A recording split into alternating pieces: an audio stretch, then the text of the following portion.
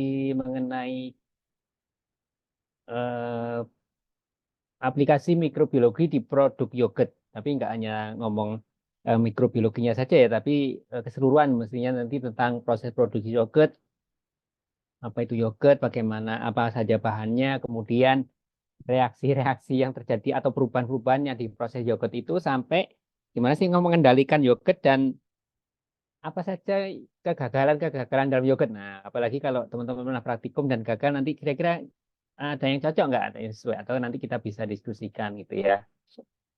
Oke, jadi topik kita memang hari ini definisi yogurt, kemudian material, tentang materialnya sendiri apa saja, kemudian proses produksinya bagaimana dan jenis-jenis kerusakan pada yogurt. Nah, ini yang kerusakan ini kan yang gagal itu kan, berarti nanti kerusakannya sama nggak yang teman-teman alami dan nanti kira-kira penyebabnya apa gitu ya. DTW pernah makan yogurtnya Greenfield sebelum ya? Greenfield punya eh, berapa macam yogurt ya? Ada dua macam yogurt ya. Yogurt stir sama yogurt stir itu yang kental yang bisa disendok sama yogurt RTD ready to drink. Ada dua macam ya. Ini kebetulan ada yogurt plain ini. Yogurt plain itu tanpa gula jadi benar-benar cuma asam gitu ya. Ya, definisi yogurt. Kata yogurt itu berasal dari bahasa Turki yaitu yogurt ya, sama-sama yogurt gitu yang berarti susu asam. Dan yogurt ada produk olahan susu yang diolah melalui proses fermentasi menggunakan bakteri asam laktat. Nah, dalam aksinya bakteri ini akan mengubah laktosa atau gula susu menjadi asam laktat. Jadi memang bakterinya itu bakteri spesifik ya, yang dia bisa mengkonversi laktosa atau gula susu itu menjadi asam laktat. Makanya kalau kita sebut juga sih bakteri itu bakteri asam laktat gitu. Makanya kalau kita beli starter atau beli apa namanya yang mengenal lah bakteri untuk yogurt itu yang kita sebut bakteri asam laktat atau disingkat BAL itu lah, BAL gitu misalnya. Nah, yogurt itu ada beberapa segmen ya. Yang pertama ada namanya set yogurt. Ada set yogurt, ini yang lebih padat lagi ya, kental dan padat, cenderung padat sih sebenarnya kalau set yogurt ini. Kemudian ada stirred yogurt, ini yang spoonable. Ada sebenarnya juga drinkable ya. Kalau kita wadahi wadah cup, ini cup yang refill punya yang 125 gram, sama ada yang 500, ada yang 1 kilo gitu. Ini bisa disendok. Kemudian kita punya kemasan yang pouch juga. Yang pot juga ini ya nggak spoonable ya, kita tinggal disedot gitu, dikenyot di potnya ini. Kemudian ada yogurt drink atau drinking yogurt, ini juga Greenfields punya. Kemudian kalau kita lihat ada lactic acid bacteria drink ini kategori golongannya apa ini namanya? Apa sih produk apa namanya ini?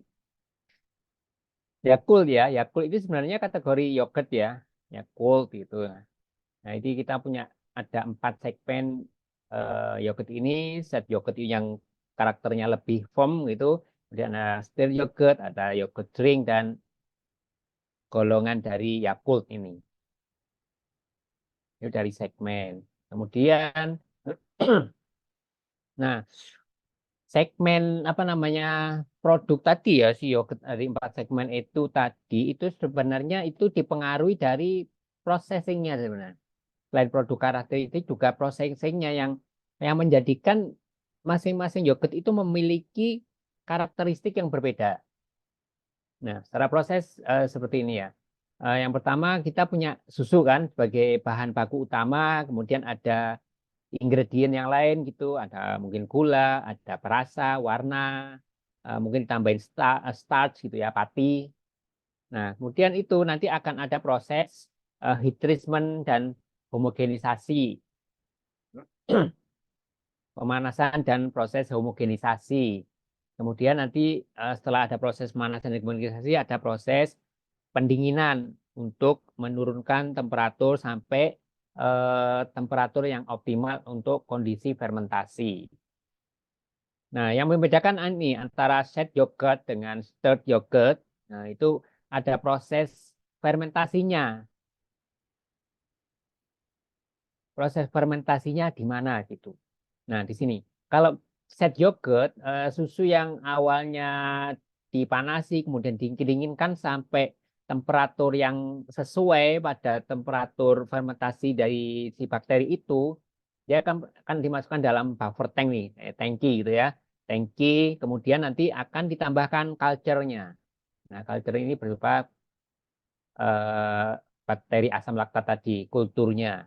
Nah, kemudian setelah ditambahin dengan kultur tadi, dia akan langsung di filling, akan langsung di filling, dimasukkan ke dalam cup gitu ya, dimasukkan ke dalam cup, kemudian dilanjutkan proses fermentasi. Nah, proses fermentasinya itu terjadi di dalam cup itu, di dalam kemasan kecil-kecilnya. Setelah proses fermentasi selesai, ini dengan waktu tertentu, dengan sampai mencapai pH tertentu. Nah, kemudian dilakukan proses cooling, pendinginan. Nah, inilah terbentuk nanti set yogurt yang sudah di dalam kemasan itu. Nah, kemudian yang membedakan dengan stirred yogurt yang dia mempunyai karakter yang sedikit mirip ya ke kental gitu, tapi sedikit lebih encer dibandingkan dengan set yogurt yang bentuk apa namanya konsistensinya itu firm. Setelah tadi proses pendinginan, setelah ada proses pemanasan, dinginkan, kuncinya didinginkan sampai temperatur di mana bakteri itu bisa melakukan proses fermentasi secara optimal. Nah, ada penambahan kultur, kemudian di tangki ya, penambahan kultur sama-sama di tangki, mungkin ini ada nama aja buffer tank, ada fermentation tank gitu ya. Karena eh, nanti fermentasi itu dilakukan atau terjadi di dalam tangki. Penambahan kultur di dalam tangki, kemudian dilanjutkan proses fermentasi itu di dalam tangki itu. Jadi tangki yang besar itu masih terjadinya fermentasi. Nah, yang membedakan lagi saat proses fermentasi ini nanti ada proses yang namanya breaking ya. Breaking itu eh, pengadukan gitu ya, pengadukan supaya merata, supaya nanti apa namanya tidak terlalu menjadi padat gitu ya, menjadi padat seperti yang terjadi di yogurt, tidak terjadi proses breaking sehingga fermentasi terus terjadi di dalam kondisi produk yang diam, jadi yang padat gitu. Jadi di sini ada proses breaking supaya proses fermentasi itu juga tidak menghasilkan produk yang terlalu padat, yang firm gitu. Kemudian dilakukan proses pendinginan, kemudian dilanjutkan proses filling. Filling ini bisa masuk ke dalam cup atau ke dalam pouch tadi ya. Dalam pouch. Kemudian apa namanya yogurt yang kategori yang lain atau segmen yang lain tadi yang yogurt drink atau yang lactic acid bacteria drink itu awalnya ada dia kategori ini kategori stirred yogurt. Saat dia terjadi proses fermentasi sudah selesai ya, sudah ada proses breaking, kemudian ada proses cooling, dia nanti akan dicampur dengan sirup, dengan air ya, sirup itu ya gula plus air dan lain sebagainya itu. Gula plus stabilizer ini menjadi sirup, kemudian dilakukan proses mixing. Jadi yang awalnya bentuknya kental, dia akan campur sirup, jadi dilakukan pengenceran gitu, pengenceran supaya dia menjadi eh, yogurt drink yang ready to drink gitu, yang ready to drink. Setelah ada proses pencampuran, kemudian mungkin further proses ini bisa dilakukan pasteurisasi lagi gitu. Nanti kemudian ada proses cooling dan proses filling. Dan jadilah nanti terbentuklah yogurt drink atau ready to drink yogurt atau golongan Yakult tadi lactic acid bacteria drink. Nah, ini yang membedakan antara shade yogurt yang bentuknya foam padat, kemudian stirred yogurt yang bentuknya itu kental, kemudian dengan yogurt drink atau lactic acid bacteria drink. Jadi ada di proses ini kuncinya. di proses fermentasi itu terjadi di mana? Apakah di tangki ataukah di cup? Nah, ini yang bedain antara set dan stir. Pak, kalau mau langsung bertanya nggak Yes, apa-apa ya, Pak? Kalau nggak apa-apa, boleh yogurtnya Bu. yang Greenfield itu, Pak, itu yogurt apa, Pak? Stirred ya? Ya, yang stir, Bu. Stir yang di sini. Kemudian kalau dilanjutkan jadi yogurt, ya ditambah proses sirup ini.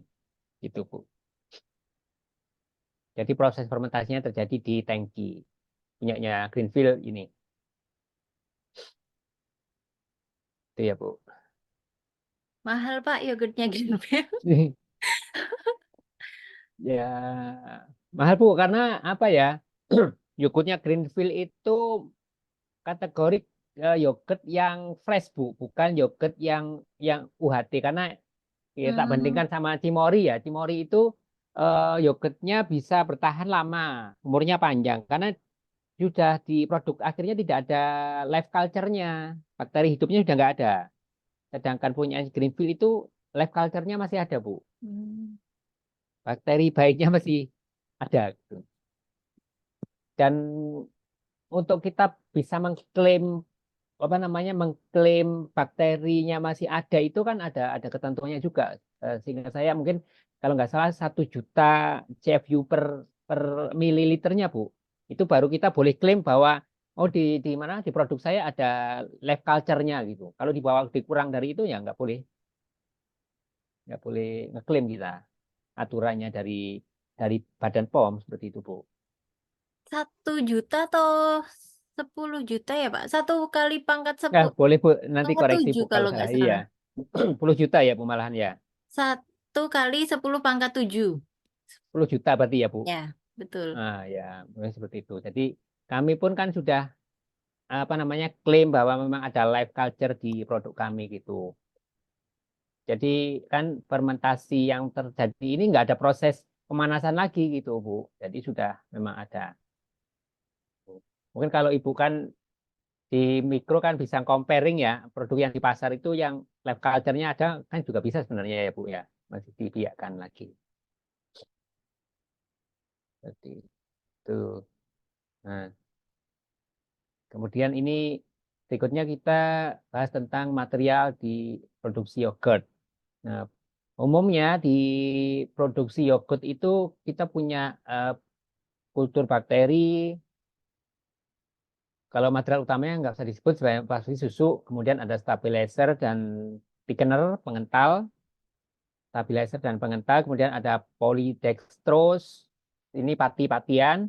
Kemudian ada powder material ini nggak kita sebutin ya. Kemudian ada pewarna, kemudian ada flavor juga.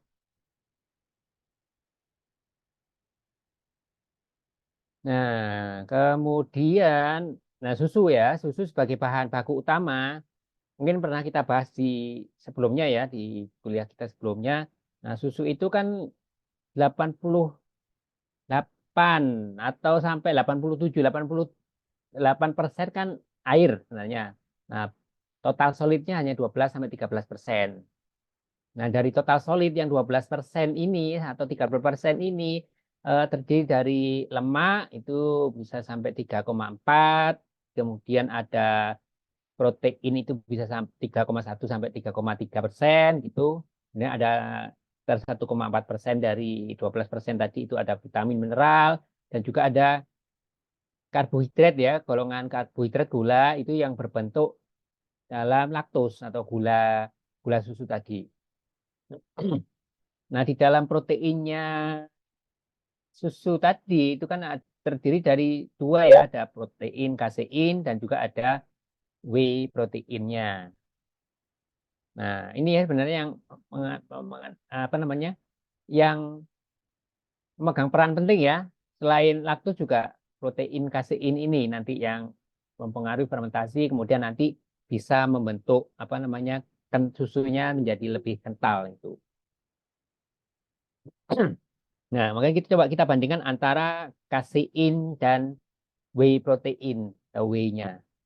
Nah, dari sisi solubility-nya di pH 4,6 atau 4,6, ini kasein ini insoluble, artinya tidak larut. Nah, tidak larut, kemudian kalau whey protein ini soluble. Kemudian ada ketahanan panasnya. Kasein ini sangat tahan panas. Kemudian ya kalau W ini tidak tahan panas. Oh, mengapa sih pH-nya 4,6 ya? Ini kan mungkin kuliah minggu lalu juga kita kan ada di susu ada istilah pH isoelektrik ya. pH di mana protein itu mulai menggumpal gitu kan. Nah, makanya ini kasein ini adalah nanti yang pasti menggumpal karena dia di pH sekian 4,6 dia tidak larut. Nah, kemudian ada proses pemanasan dalam susu di tahapan awal kan susu sebelum ada proses fermentasi ada proses heat treatment juga. Nah, proses heat treatment yang terjadi ini di suhu yang apa namanya suhu yang diberikan pada susu itu sekitar 95 derajat Celcius selama 5 menit. Nah, ini maka akan terjadi interaksi ya antara beta dan kappa ininya dari protein itu. Kemudian, nah, kira-kira terjadi proses denaturasi lah ya. Istilah di protein itu denaturasi itu berarti hmm, apa namanya bentuk atau ikatan proteinnya yang awalnya kompleks gitu ya, itu akan menjadi sedikit pecah gitu ya. Jadi tidak alami lagi gitu kan. Denaturasi. Nah, ini awalnya katanya protein ya, ikatan dari asam amino. Kemudian nanti ketika ada proses pemanasan, dia akan terdenaturasi si whey protein ini. Ini kita digambarkan seperti ini. Kemudian masih ada beberapa yang eh, aktif ya. Awalnya bentuknya agak apa namanya ikatannya ruwet gitu ya. Ini menjadi lebih lebih terbuka gitu. Kemudian ada proses pendinginan, dia akan menjadi ikatan gini, menjadi kasein misel dan whey protein agregat. Jadi strukturnya kira-kira seperti ini.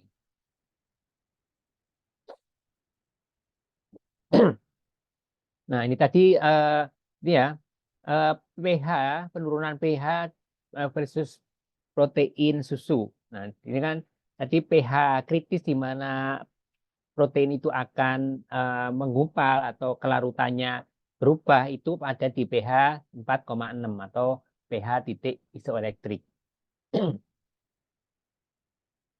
Nah, untuk kita nanti bisa menurunkan pH, ini bisa menggunakan asam, asam bahan kimia asam gitu, atau bisa menggunakan apa namanya perubahan tadi kultur yang mengkonsumsi laktos sehingga pH-nya menjadi berubah turun sampai 4,6. Nah, nantilah struktur susunya akan berubah. Nah, kalau kita masalah teorinya dulu laktos, laktos itu kan gula ya, gula susu.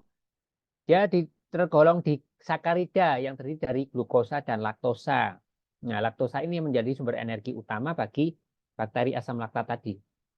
Laktos kemudian akan dipecah oleh enzim laktase, ini akan berubah menjadi glukosa dan galaktosa. Nah, enzim atau dengan starter kulturnya tadi, laktosa juga eh, glukosa menjadi galaktosa. Nah, glukosa ini nanti menjadi asam laktat, akan berubah menjadi asam laktat. Nah, saat kita apa namanya membuat yogurt itu parameter, bukan parameter ya, tapi hal-hal yang sangat mempengaruhi itu ya bahan bakunya plus orangnya. Mungkin coba nanti bisa kita analisa apakah praktikumnya gagal ini, apakah terpengaruh ini salah satunya gitu ya. Rice mill-nya yang harusnya yang low bacteria count, yang TPC awalnya itu rendah. Ya kalau di Greenfield TPC yang dihasilkan susu dari farm rata-rata di bawah 30.000, Bu. Jadi susunya Greenfield itu proses farmingnya kan juga modern, kemudian hygiene di kandangnya pun bagus, proses pemerahan juga langsung menggunakan mesin tanpa sentuh tangan manusia, closed system gitu ya, dan kemudian temperatur dari proses pemerahan langsung diturunkan ke 4 derajat dan itu sampai dikirim ke pabrik itu terus 4 derajat dan kemudian langsung diproses itu. Jadi fresh milk atau susu mentah yang dihasilkan farm dan kita analisa di pabrik itu rata-rata di bawah 30.000 CFU per mililiternya. Kalau SNI kita kan masih 1 juta ya, 1 kali 10⁻⁶. CFU itu masih diizinkan sama SNI kita. Ya, rata-rata kalau pernah kita dulu beli susu juga dari KUD itu bakterinya ya 800.000, kemudian 900 sampai 1 juta kan. Beberapa kali sering di atas 1 juta juga ada, banyak gitu. Rata-rata seperti itu. Jadi jauh kalau kalau kita ngomong kualitas susunya Greenfield dengan kualitas susu KUD untuk petani rakyat gitu ya sangat jauh. Kemudian kualitas susunya sendiri selain bakteri juga natural komposisinya juga, komposisi alaminya. Apa nanti dari fatnya gimana, keseimbangan antara fat, protein, dan lain-lain itu total solidnya tadi. Kemudian jangan sampai juga ada antibiotik, residu antibiotik di dalam susu nanti ketika ada residu antibiotik dipakai yogurt dikasih kultur ya bakterinya kena antibiotik nggak akan tumbuh kan karena ini antibakteri gitu kan. Nah, seperti itu. Nah, untuk penanganan salah satu untuk apa namanya menghindari adanya residu antibiotik di susunya yang punyanya Greenfield, sapi sakit kan rata-rata kalau sakit kan juga diinjek dengan antibiotik itu. Jadi sapi sakit kemudian 3 sampai 5 hari, mungkin maksimal 3 lah ya, nanti bergantung validasi itu 3 hari itu diperah tetapi tidak untuk diproses ke mana ke pabrik ya, tidak dijadiin produk UHT, pasturis atau untuk yogurt, tetapi untuk konsumsi pedet, nah, untuk anakan sapinya. Jadi tetap ada proses pemerahan.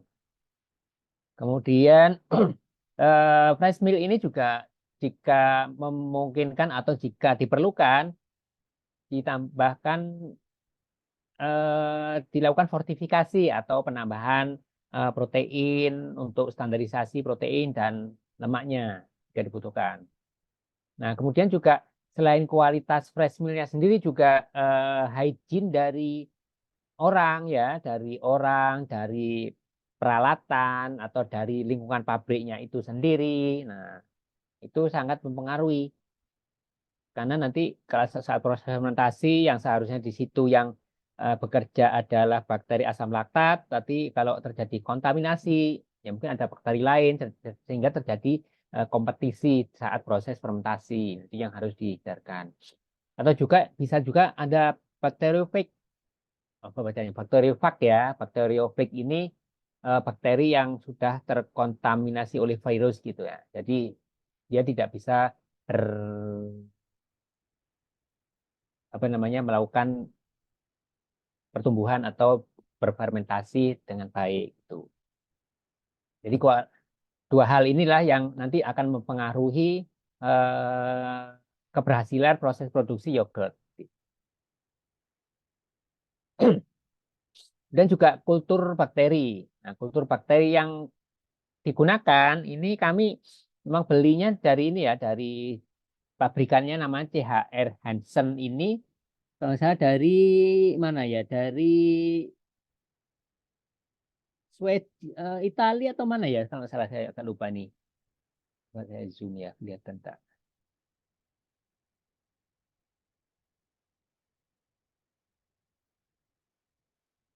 Ya dari Eropa Bu kita beli ini. Nah, jadi kultur atau jenis bakteri yang kita gunakan ini ada 2 jenis bakteri ya, Streptococcus thermophilus dan Lactobacillus bulgaricus. Ini pasti rata-rata memang ini ya. Tetapi eh, kita punya beberapa macam kultur. Nah, itu yang membedakan adalah apa namanya? Kombinasi di dalam bakterinya ini ya. Bakteri di dalam satu wadah kultur ini ada 2 jenis bakteri, tapi persentase Streptococcus thermophilus dan Lactobacillus bulgaricusnya ini berapanya itu yang nanti akan mempengaruhi karakteristik dari produk. Nah, kebetulan si CHR Hansen ini sebagai pabrikan kultur ini juga saat kami kami mendevelop produk yang kami inginkan memiliki karakter seperti ini. Jadi apa mereka juga mendesain kulturnya ini ya disesuaikan. Nanti kalau produknya seperti ini berarti komposisinya sekian loh. Jadi bukan 50-50, bukan ini tergantung dari hasil yang diinginkan nanti bakterinya. Nah, nanti ada mestinya slide yang lebih detail. Nah.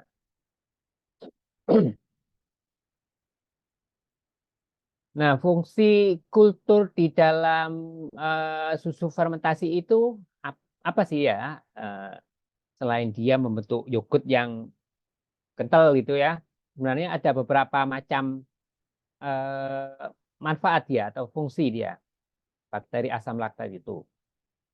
Yang pertama dia sebagai preservation, ya, improve product shelf life. Nah, laktus ini menjadi lactic acid kan, berarti kan dia menjadi sebenarnya lebih awet ya, karena dia awalnya laktos diubah menjadi lactic acid yang asam, produknya asam itu cenderung bukan cenderung tapi pasti lebih lebih awet karena kalau susu itu produknya masih pH-nya yang normal gitu ya, pH normal 67 sampai 68 gitu ya. Semua bakteri bisa masuk nih. TPC, E. coli dan lain sebagainya, semua bakteri pembusuk itu akan masuk bisa makan si susu. Tetapi kalau susu itu sudah terfermentasi dan di situ terbentuk asam laktat, nah asam laktat inilah yang akan menjadi zat preservatif sendiri. Nggak ada bakteri lain yang bisa hidup di pH itu, di pH 4,3, 4,4 itu nggak ada. Nah, makanya fungsi lactic acid yang membuat si produk itu asam sehingga menjadi awet otomatis. Kemudian improve nutritional value. Jadi akan meningkatkan nilai nutrisi dari produk. Nah, terutama laktos ya, laktos improve lactose digestibility. Nah, laktos ada beberapa orang yang memiliki laktos intoleran gitu ya. Laktos intoleran. Jadi kalau orang laktos intoleran itu ketika dia mengkonsumsi susu yang di sana ada laktos, laktosnya tidak bisa dicerna oleh enzim laktase di dalam tubuh atau dia tubuhnya tidak memproduksi enzim laktase sehingga muncullah eh, gejala kembung, perut kembung, diare dan lain sebagainya itu karena faktor lactose intolerance. Jadi ketika ada proses fermentasi, laktos ini diubah menjadi glukosa dan galaktosa, maka ya ini bisa hilang itu laktosnya. Nanti lebih bisa dicerna oleh tubuh atau orang yang awalnya laktos intolerance. Kemudian improve tekstur. Karena ada protein koagulasi. Nah, itu protein koagulasi kan membentuk struktur yang kental, kemudian teksturnya menjadi lebih kental itu jadi ya, teksturnya baik atau sesuai dengan keinginan.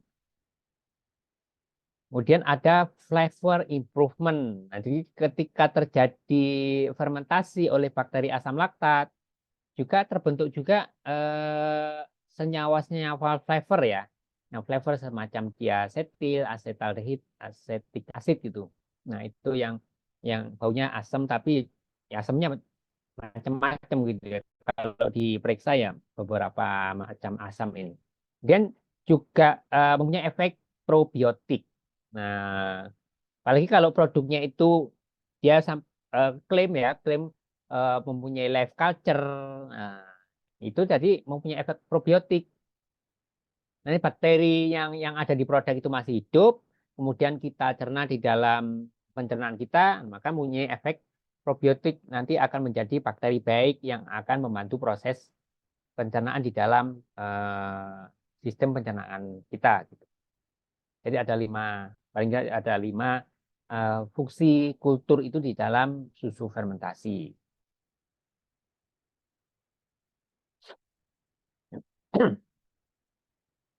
Nah, bakteri asam laktat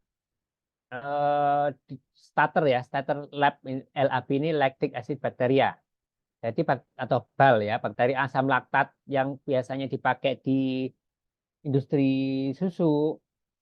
Ini ada 2 macam ini, ada mesofilik bakteria dan juga ada yang termofilik bakteria.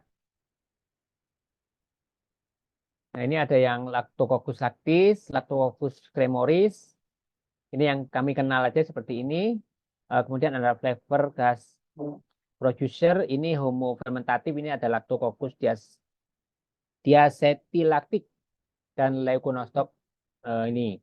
Ini digunakan untuk cheese, sour cream, buttermilk, cream cheese, hard cheese, dan cottage cheese. Nah, jadi kalau memproduksi keju ini juga menggunakan bakteri asam laktat ini, golongan ini, yang mesofilik. Kemudian kalau yang termofilik tadi, yang Streptococcus thermophilus, Lactobacillus bulgaricus yang seperti kita gunakan. Nah, utamanya memang digunakan untuk yogurt dan sebagian kecil juga ada yang untuk yogurt. Jadi bakteri asam laktat yang dipakai untuk yogurt ini yang golongan termofilik karena temperatur temperatur fermentasi gunakan untuk ini juga sekitar 43 gitu ya, 43 derajat Celcius. Jadi udah masuk golongan termofilik. Mestinya ya nanti kalau salah bisa dikoreksi Bu atau teman-teman yang lain. Nah, starter yang lain juga ada beberapa macam sih. Ada Lactobacillus acidophilus, Bifidobacterium lactis, dan Lactobacillus spesies yang lain.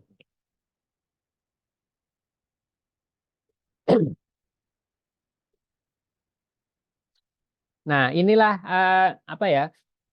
Tadi saya sampaikan komposisi di dalam satu bungkus starter itu kan terdiri dari 2 macam bakteri asam laktat, Streptococcus thermophilus dan Lactobacillus bulgaricus.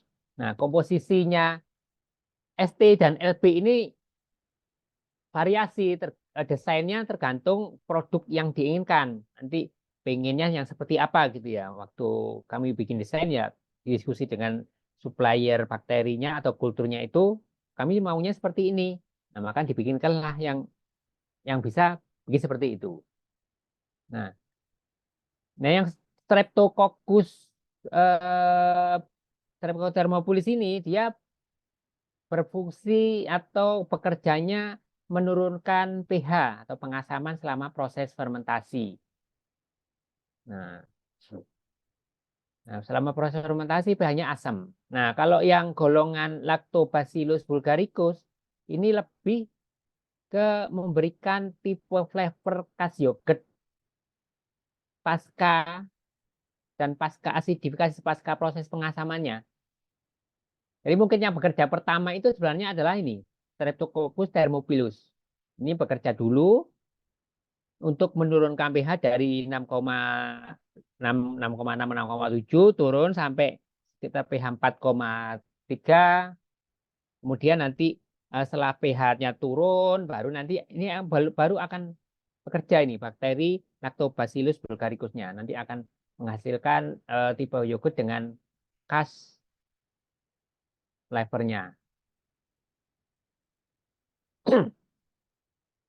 Jadi itu dua kombinasi ini memang berbeda-beda nanti sampai menghasilkan produk yang kekentalannya seperti apa dan aroma yang dimunculkan itu seperti apa tergantung dari eh, apa namanya konsentrasi bukan konsentrasi perbandingan dalam satu kultur itu antara ST dan LB-nya ini berapa banyak gitu yang akan mempengaruhi produknya nanti. Nah, kalau reaksinya sih literatur yang saya dapat dan di ini kita pelajarin juga sama sih mungkin nanti literaturnya nggak perlu kita baca detail ini. Nah, kultur itu bekerjanya seperti itu. Kemudian, nah ini tadi.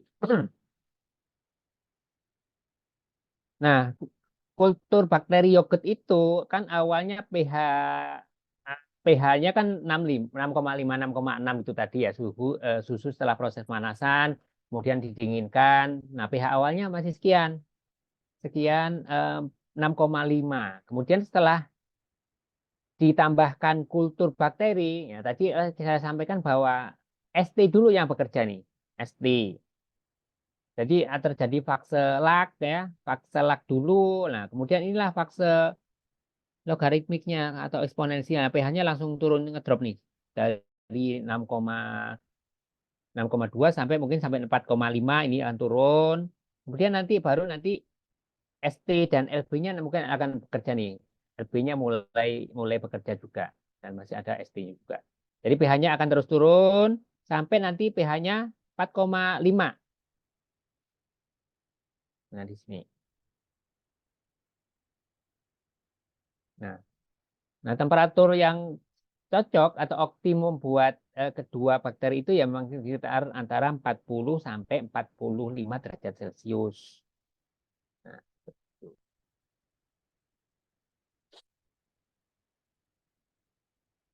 jadi suhu suhu yang suhu fermentasi apa namanya susunya itu ketika itu berbeda ya suhu sekitar beda 1-2 derajat Celcius pun akan mempengaruhi penurunan pH-nya juga mungkin kalau kita lihat cukup signifikan ya antara nanti waktu.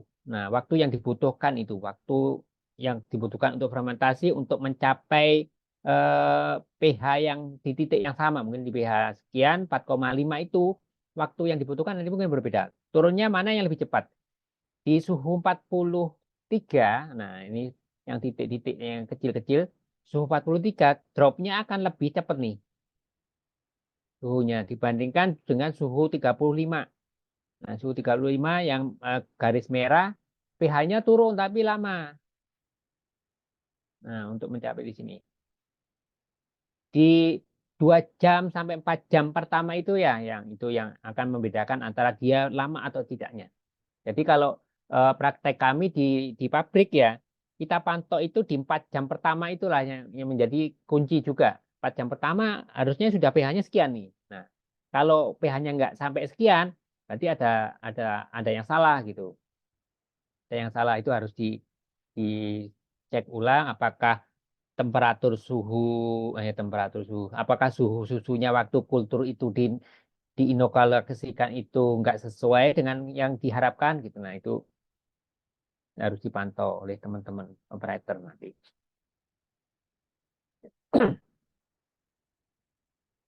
Nah, bagaimana kultur itu bekerja saat proses fermentasi? Ya, tadi sebenarnya ada susu ya, suhu yang awalnya pH 6,5 sampai 6,7, kemudian nanti ikatan-ikatan kasihnya kan bisa kita bilang seperti ini ya.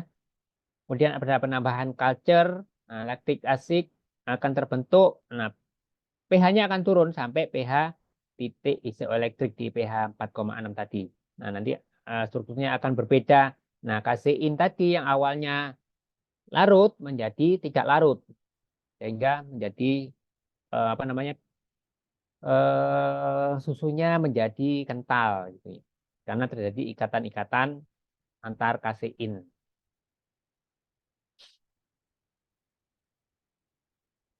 Nah, kalau kita intip di mikroskop gitu ya, mikroskop kasein ikatan kasein misel di dalam susu itu ya seperti ini. Kita lihat ada mungkin ini fat globul ya, globula lemaknya. Kemudian kalau sudah menjadi yogurt, nah ini menjadi ikatan-ikatan yang ini ya saling mengikat gitu lah. Nah, ini sehingga nanti menjadi kental lah. Kental itu karena apa? Karena air air yang di dalam susu tadi itu menjadi terjebak di sana. Jadi terjebak gitu airnya. Airnya terjebak menjadi bentuk gel ya, kental gitu kan. Tuh. Itu kalau digambarkan secara lebih struktur mikronya gitu. Nah, bahan-bahan lain yang kita gunakan apa saja? Ada pati ya, pati, kemudian ada gelatin, ada pektin.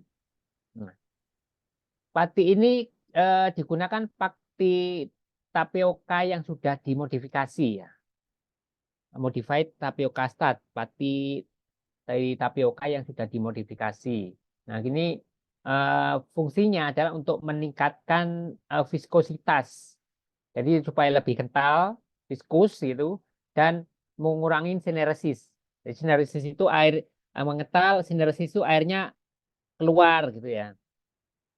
Nah, itu namanya sineresis, mengurangi terjadinya proses sineresis itu tadi. Sehingga air-air yang sudah terjebak di dalam gel itu tidak hilang, tidak lepas gitu ya. Dan starch ini sensitif terhadap temperatur dan temperatur gelatinisasi.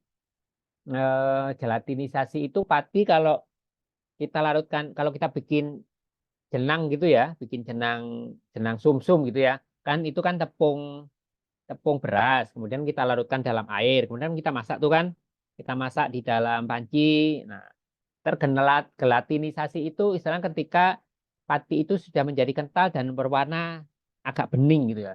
Jadi gel, gel dan agak bening. Atau kita membuat jenang yang dari tepung tapioka gitu kan, kita larutkan dalam air dulu, kemudian kita panasin, aduk-aduk sampai gel dan kelihatan bening. Itu istilahnya tergelatinisasi. Nah, itu memang di suhu 63 sampai 65 dan membutuhkan panas untuk aktif. Kemudian gelatin, kita menggunakan gelatin. Nah, gelatin itu umumnya ada yang terbuat dari ini ya. Kalau bahan gelatin itu biasanya dari kulit atau dari tulang, tulang sapi gitu ya. Tulang sapi. Nah, itu nanti ada gelatin. Nah, gelatin ini memiliki manfaat akan memberikan tampilan yang shiny pada produk akhir. Nah, agak mengkilap gitu ya. Mengkilap. Dan juga dia mengimprove teksturnya. Teksturnya menjadi gel tadi, gelnya lebih baik gitu ya. Kita memang tujuannya itu gel tanpa mempengaruhi rasa. Bagusnya gelatin gitu. Dia membuat improve tekstur tapi rasanya nggak berubah. Nah, ini akan membantu stability dari produk. Nah, gelling kemudian bagus dia untuk water binding, ikat air tadi. Dia memang bekerjanya dengan combine dengan starch, kemudian juga protein ini juga, pektin ini juga nanti air di dalam produk ini tidak akan lepas. Dan dia larut sifatnya gelatin itu larut pada temperatur 80 sampai 85. Jadi kalau kita menggunakan starch gitu, nah ini temperatur apa namanya yang perlu kita perhatikan 63 sampai 65. Sehingga saat kita ngelarutkan itu suhunya harus tepat. Kemudian gelatin itu saat di blending atau di mixing dengan produk yang material yang lain, suhunya ini harus 80 sampai 85 supaya dia bisa larut. Kemudian kita gunakan pektin juga. Pektin ini untuk meningkatkan mouthfeel dan mouth coating. Mouthfeel itu lebih ke arah apa ya istilahnya?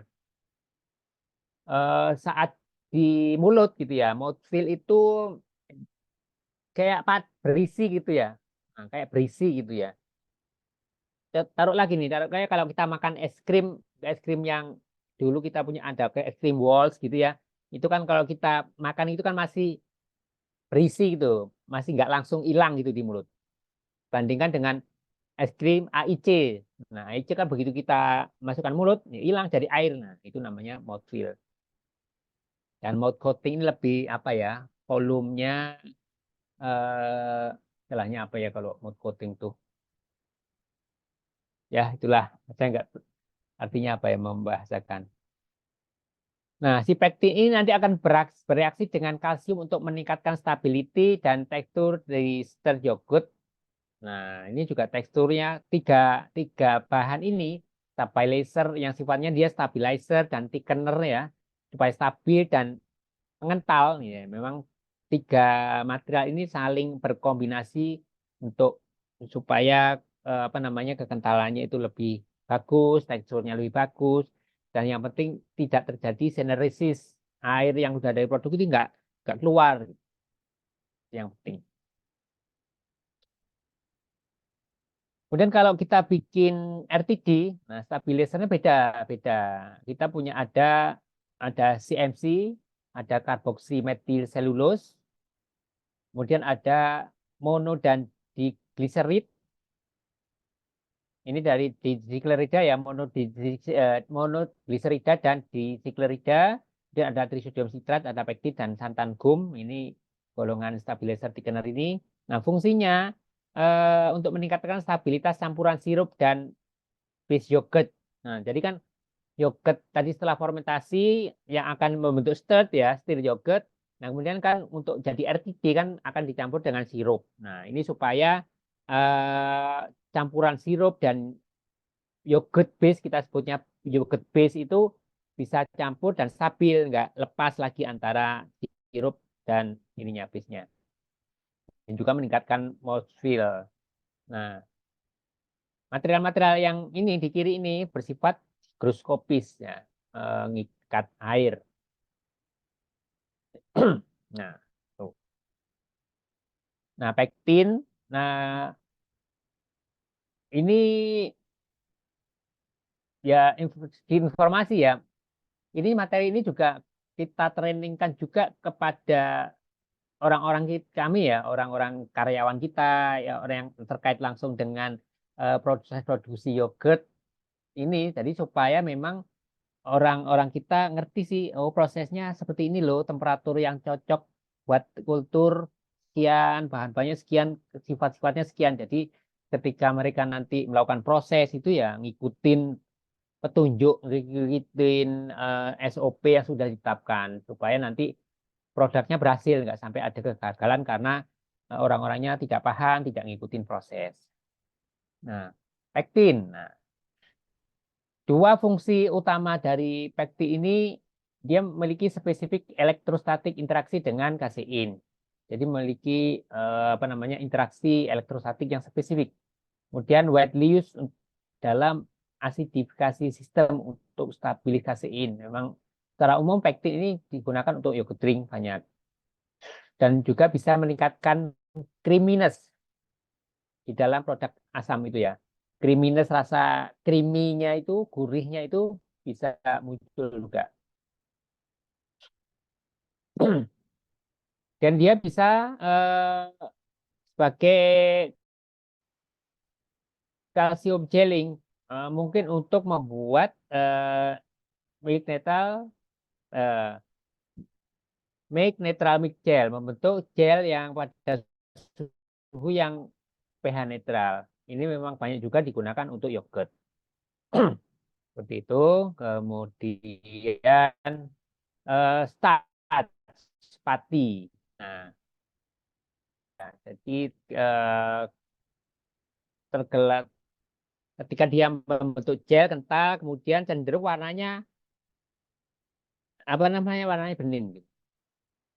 Jadi karakternya ya, kalau pati itu eh, kita bisa bilang cook ya, masak benar-benar udah mateng, kemudian ada yang belum mateng, ada yang terlalu mateng. Nah, nanti appearance-nya nanti akan berbeda. Nah, appearance-nya kalau yang belum mateng itu masih ada putih-putihnya itu kan berkabut itu ya, cloudy. Kemudian kalau udah mateng, bening, gitu kan, clear. Kemudian masih teksturnya masih ini tipis atau masih encer gitu ya. Dan starchy taste, nah, patinya masih ada.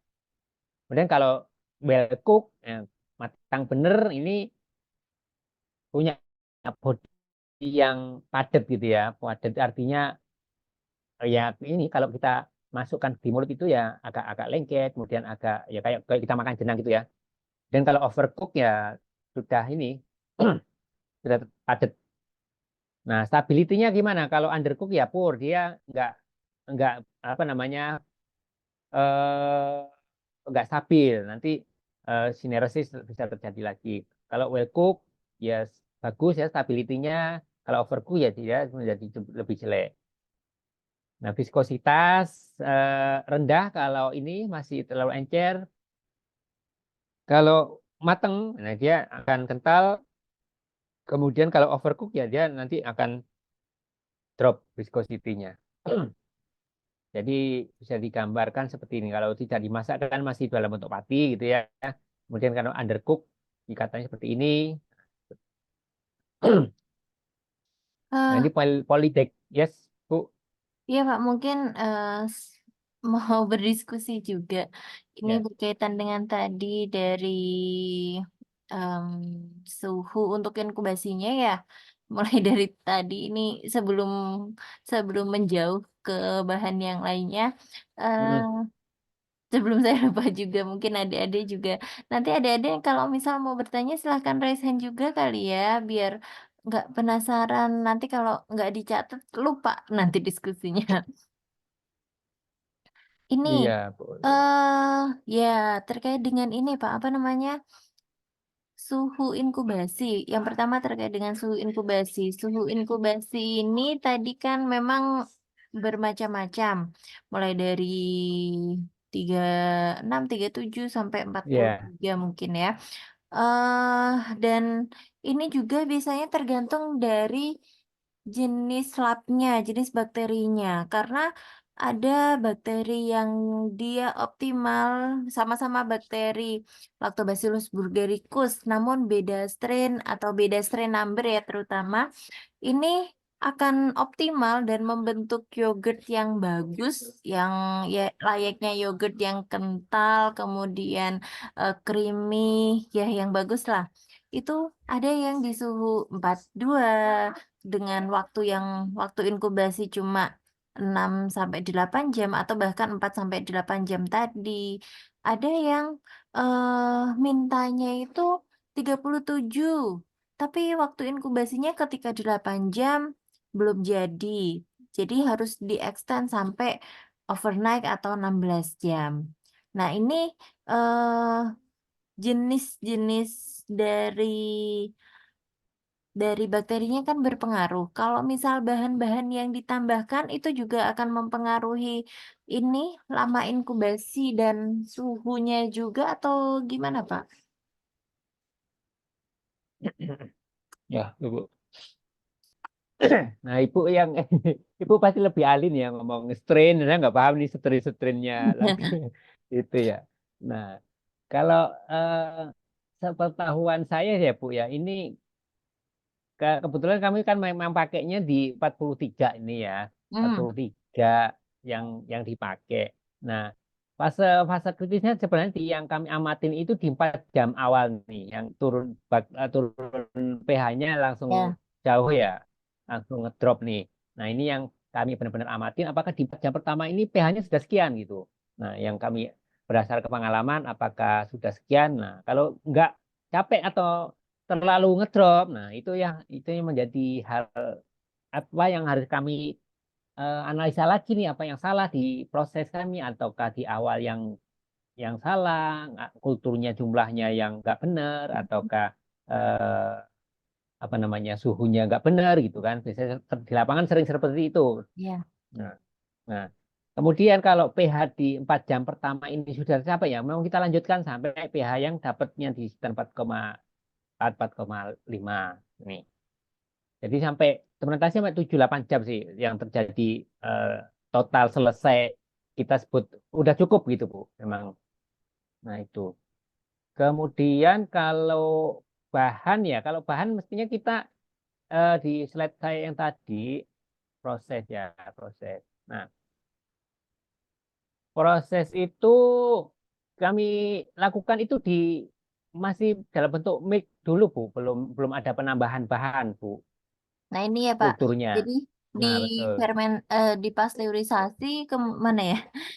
Pasteurisasi ditambahkan bahan baru difermentasi. Namanya Kak, Ma. Oh ya, ada bahan tapi selama ini ya apa namanya tidak berpengaruh sih Bu. Sepenting apa namanya suhu yang kami lakukan itu 4, ya apa tadi suhu 43 dengan kultur yang ditambahkan ya sudah itu jalan gitu. Jadi kelihatannya nggak ngefek gitu Hmm, sudah ditambahkan karena kan eh, apa namanya? Yang penting kan pH-nya sudah dapat ya. pH awalnya Ya, betul. 6,5, 6,6 sama suhunya itu cocok buat si bakteri. Jadi nggak ngaruh sih kelihatannya. Atau mungkin ngaruhnya itu kita nggak ngamatin detail Bu ya, karena kita nggak ngursus ngecekin mikrobiologinya gimana Iya, ini, betul. nggak nggak ngamatin seperti pengamatan di lab ya Bu. Beda.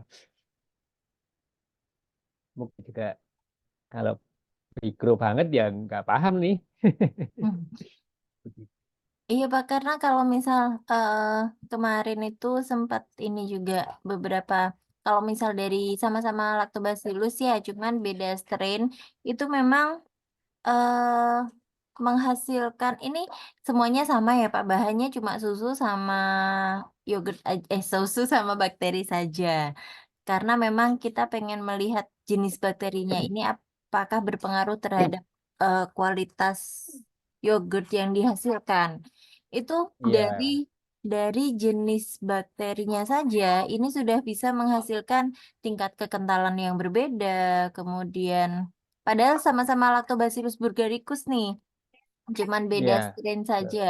Itu mulai dari waktu inkubasi optimalnya berbeda, kemudian eh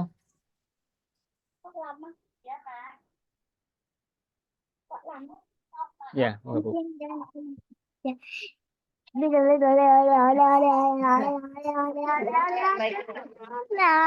ya, kemudian apa? Kekentalan dan creamy-nya itu berbeda, mouthfeel-nya juga beda. Sehingga eh kalau di teman saya kebetulan teman saya itu juga produsen yogurt. Awal-awal itu untuk meningkatkan, tadi ada beberapa bahan ya, termasuk start, kemudian ada Iya, emulsifier, stabilizer. Ini ada yang ditambahkan, ada maltodextrin dan juga maltodextrinnya itu diganti dengan karagenan, ada yang seperti itu. mm. Jadi memang Nah, di saya mungkin golongan ini ya meningkatkan polidextrus ininya kekentalan ya sama Pak. nih. Iya, Sama. oh iya betul. Nah, itu. Jadi, ini juga bisa dijadikan sebagai bahan penelitian ya kali ya Pak untuk adik-adik misalkan dari eh kalau polydextrose tadi golongan apa ya Pak? Stabilizer atau apa? Pengental Ya, atau apa ya?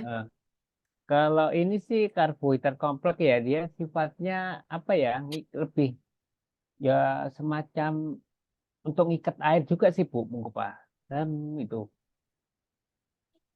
karbohidrat ya sifatnya hampir sama kayak pati ini, kayak tadi Ibu kita maltodextrin ya sama kayak pengental itu. Hmm. Sifatnya sih mirip-mirip itu. Nah, berkaitan dengan tingkat kematangan pati ini juga, Pak. Ya, Tadi kan berarti ini tingkat kematangan pati dan mungkin bahan-bahan lain tadi ini matangnya saat di pasteurisasi awal. saat di proses mixing di awal itu kan iya, saat proses pasteurisasi, terutama saat ini Bu, saat proses pembuatan sirup ya, terutama sih kalau bahannya paling banyak tuh, kita lihat tadi. Nah, kalau di awal ini kita larutkan masih mentah ya, masih mentah ya, betul masih dingin ya. Memang dilarutkan di sini, kemudian di proses di treatmentnya sini sih yang paling ini bisa membuat itu mateng kan. Dan yang penting juga ada proses homogenisasi sebenarnya kalau di kami supaya benar-benar apa namanya eh, bercampur dan globula-globula lemak di dalam susu itu menjadi lebih lebih kecil ukurannya dan lebih stabil gitu Bu. Di sini proses ini yang ya beda lagi kalau dibikin di sirup di sini. Nah, di sini udah ada proses pemanasan. Nah, di proses pembuatan sirup ini. Jadi prosesnya di heat treatmentnya aja itu yang bikin semua bahan-bahan itu ibaratnya dimasaknya. Hmm. Ya,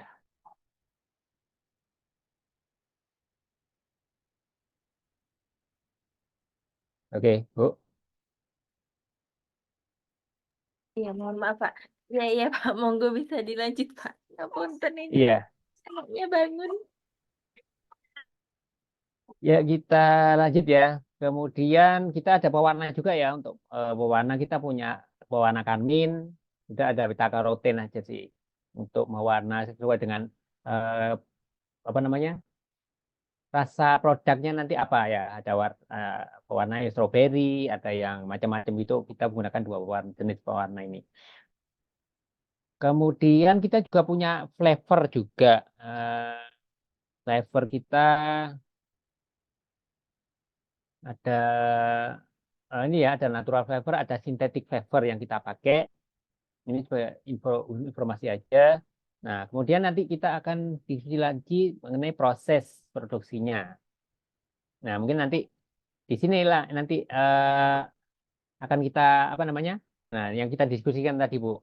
Nanti proses produksi yogurt state. Nah, tadi kan kita kan punya ada eh, milk ya, susu. Ini ATH ini istilahnya di kami ada after termisasi. Jadi susunya ini memang sudah awalnya sudah ditermisasi itu dipanaskan sekitar 72 derajat dari susu mentahnya sendiri.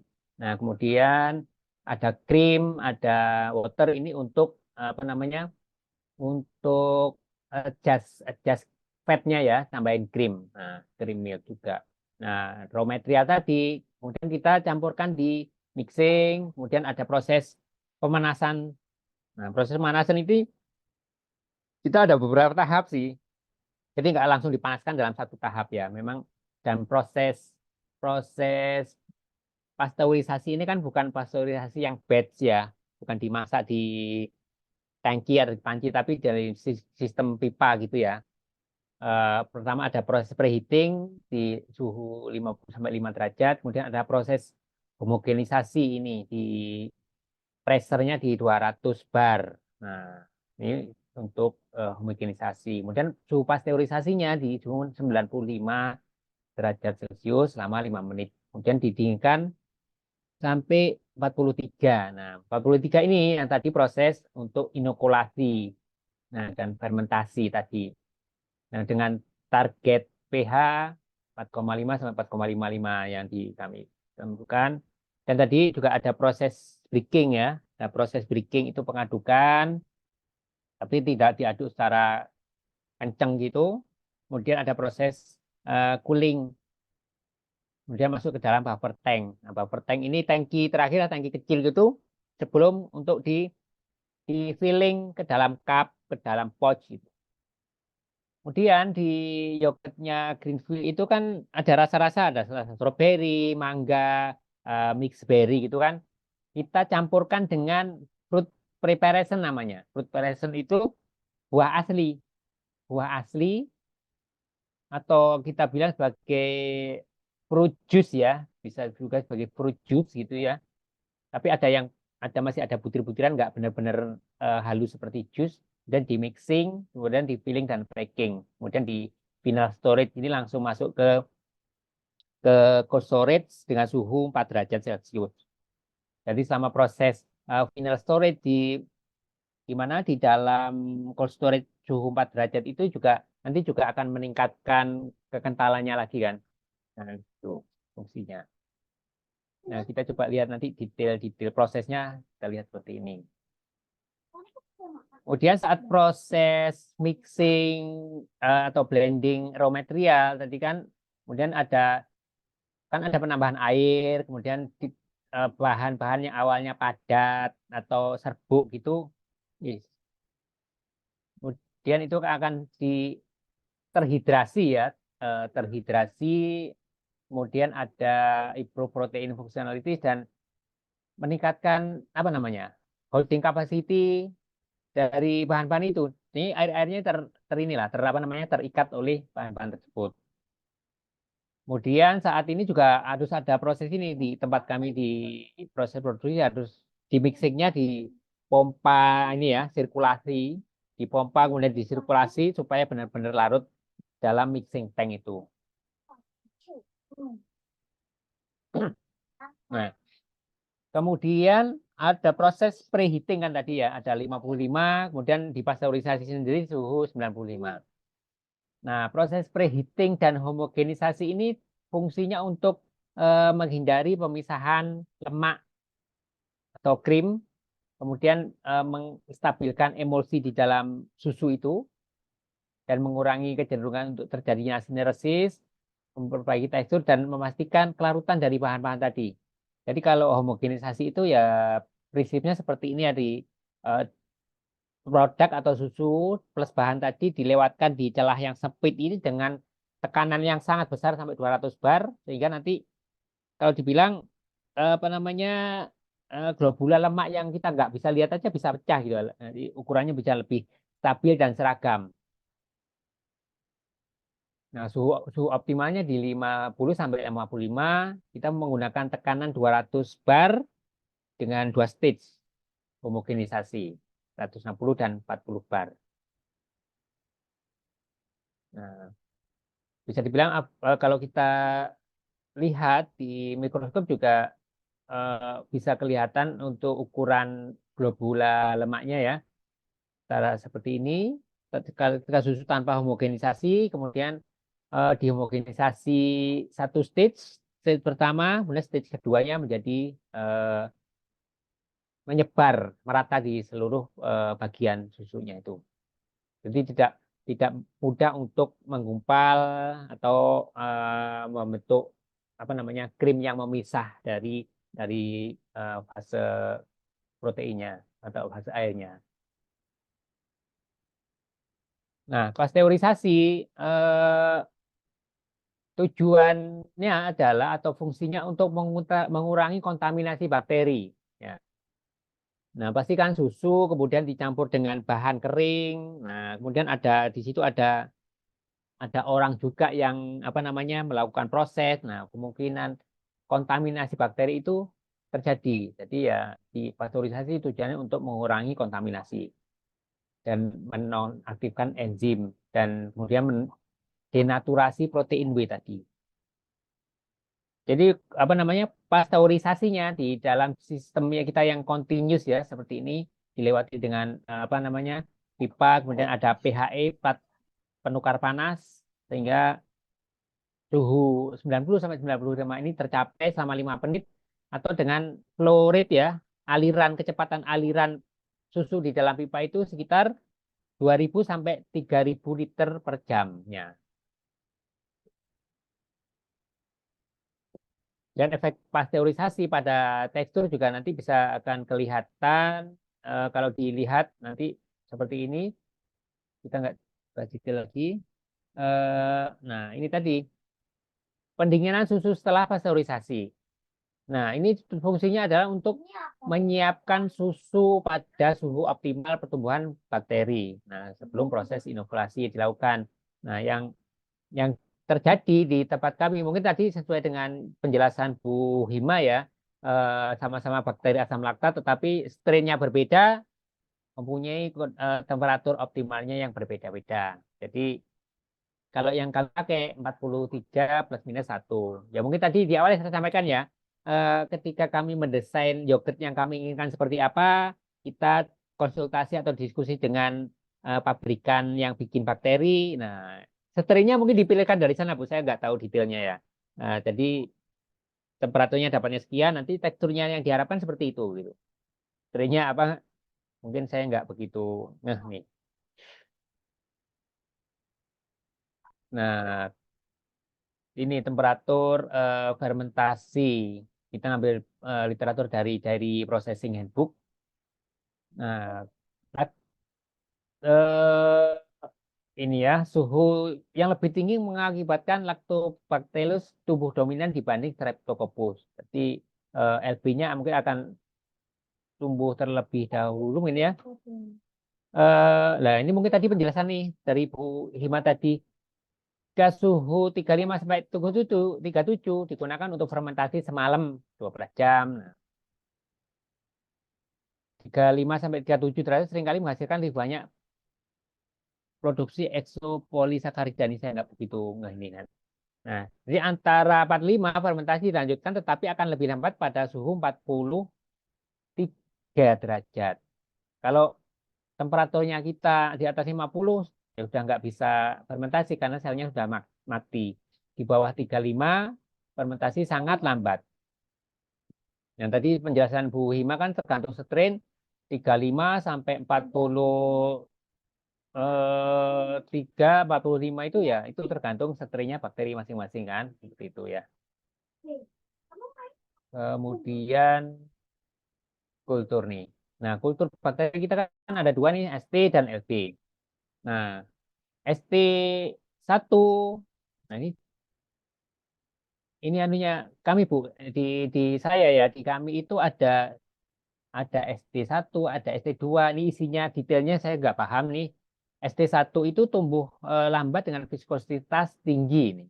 ST2 tumbuh cepat dan memiliki tekstur yang buruk. Nah, ini nggak begitu ngeh saya untuk yang ini ya. Jadi kalau di tempat kami beli apa namanya, kulturnya itu bentuknya kan pouch gitu ya. Satu pouch itu ada yang 50 U, tapi nggak kasih penjelasan sih ini. Saya juga nggak begitu detail ini materi ini ya. 50 U, 50 ini satuan satuan apa namanya, kombinasi antara ST dan LB-nya yang ada di satu pouch itu.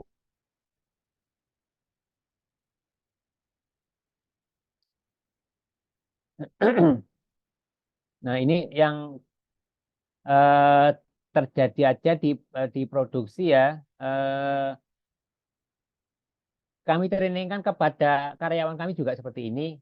Apa yang terjadi jika tidak menggunakan seluruh pouch? Jadi kan kami menggunakan satu pouch itu ya, satu pouch kultur itu digunakan untuk satu fermentasi misalkan seperti itu. Jadi ada penjelasan nih untuk teman-teman. Jadi kultur saat penggunaan satu pouch ini kultur karakteristik tekstur kental dan keasamannya rendah. Nah, nanti akan menghasilkan yogurt dengan karakteristik tekstur kental dan keasaman rendah. Jadi ketika di, digunakan sebagian atau setengah gitu, nah nanti kita nggak bisa tahu pasti. Nah, artinya di dalam satu pot, penjelasan dari slide ini adalah di dalam satu pot itu kan misalkan antara ST dan LB-nya itu 60-40 misalkan gitu ya.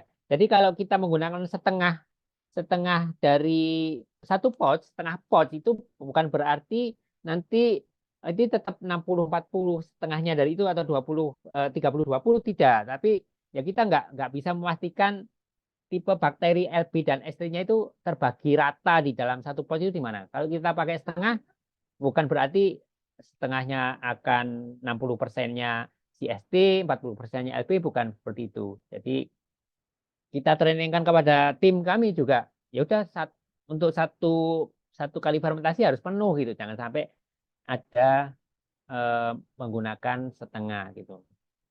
Jadi nanti apa namanya efeknya nanti yogurt karakteristik encer dan keasaman tinggi. Nah, nanti efek-efeknya seperti itu kita nggak tahu nih.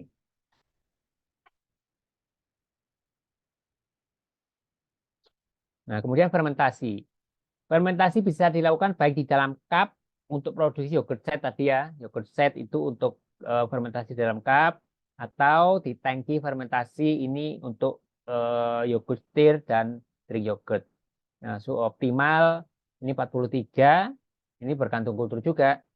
Dosis untuk menyesuaikan secara formula atau apa namanya jumlah volume susu yang dipakai digunakan.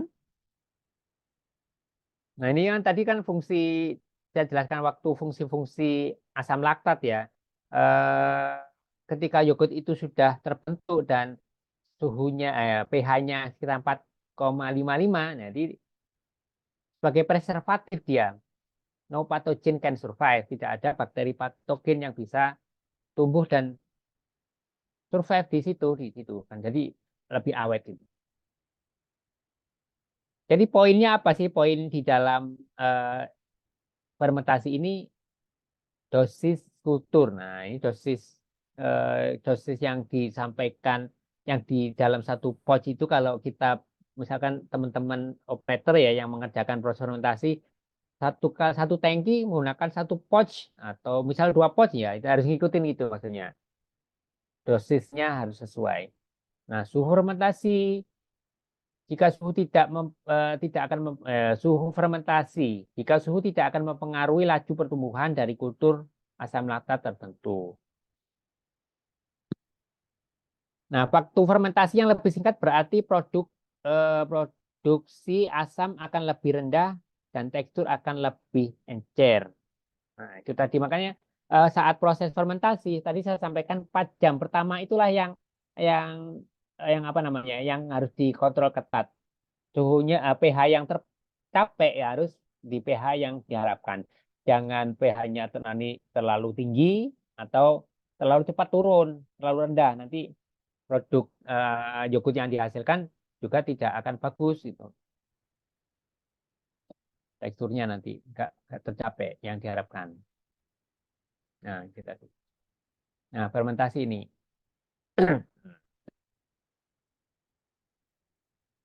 Nah, waktu kritis saat fermentasi ini juga di situ tadi di 4 jam pertama, jadi di 1 jam jam pertama sampai 3 jam ini yogurt tidak boleh diaduk atau tidak boleh terkena goncangan. Nah, itu yang poin yang penting di situ. Jadi proses breaking tadi saya sampaikan ada proses pengadukan. Nah, itu terjadi saat proses sudah setelah jam ini, setelah di 4 jam atau setelah 7 jam itu ada proses pengadukan. Kemudian setelah proses fermentasi itu selesai, ada proses pendinginan. Nah, tujuannya untuk mengontrol aktivitas metabolisme kultur dengan untuk memperlambat fermentasi itu tadi.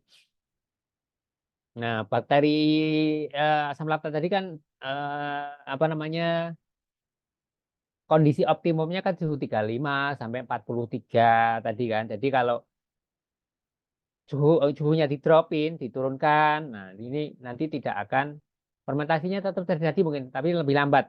Jadi coolingnya kita itu di suhu 18 sampai 26. Dan ini mungkin fermentasi atau pembentukan asam laktatnya masih akan terjadi tapi sangat lambat nih. Nah, tadi kalau di suhu 4 derajat nanti sudah tidak terjadi lagi. Nah, proses filling ya. Proses filling setelah semuanya selesai, fermentasi selesai. Kemudian kalau ada penambahan tadi, ada fruit juice tadi yang saya sampaikan. Nah, itu dilakukan proses filling, memasukkan ke dalam cup atau pouch-nya tadi. Nah, yang perlu diperhatikan dalam proses filling, nah ini kan untuk diproduksi ya, di kami yang penting adalah beratnya harus cocok nih. Nah, kalau kita klaim satu pouch ini ada 125 gram misalkan ya, berarti beratnya harus sesuai. Karena ini hubungannya dengan klaim kita sekian, regulasinya harus sesuai. Berat produk dalam kemasannya harus sesuai dengan klaim yang disampaikan. Kemudian kesesuaian isi atau produk dengan label. Nah, apalagi kalau di kami kan punya yogurt ini variannya banyak. Ada yang original, ada yang rasa stroberi, blueberry, dan lain sebagainya gitu kan. Dan kami mempunyai kemasan yang berbeda-beda. Tutup aluminiumnya ini juga berbeda-beda. Nah, jangan sampai salah nih. Nah, ini hubungannya dengan teman-teman produksi. Jangan sampai salah saat proses produksi varian A, kemudian mau ganti ke varian B.